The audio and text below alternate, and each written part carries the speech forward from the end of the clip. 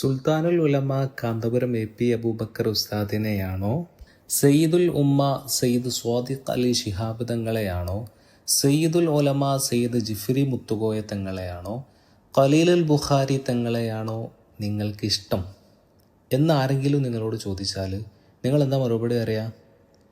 നിങ്ങൾ കെ സമസ്തയുടെ ആളാണെന്നുണ്ടെങ്കിൽ പാണക്കാട് തങ്ങളെയാണ്, ജിഫ്രി തങ്ങളെയാണെന്ന് പറയൂ അല്ലേ. ഇനി പി സമസ്തയുടെ ആളാണെങ്കിലോ പി ഉസ്താദാണ്, ഖലീൽ തങ്ങളാണ്, തുടങ്ങി നിങ്ങൾക്കിഷ്ടപ്പെട്ട ഒരു നേതാവിൻ്റെ പേര് പറയും.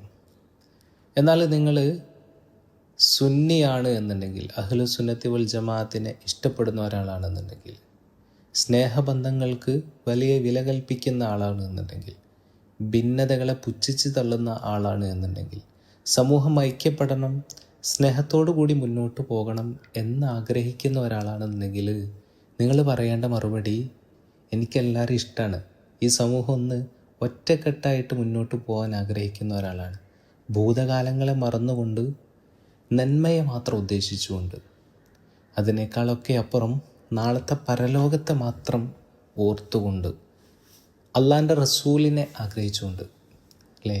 രണ്ട് സമസ്തക്കാരും കൂടുതലും ചെയ്യുന്നത് ഹുബ്ബ് റസൂലാണ്. പക്ഷെ അള്ളാൻ്റെ റസൂൽ പഠിപ്പിച്ചതെന്താ?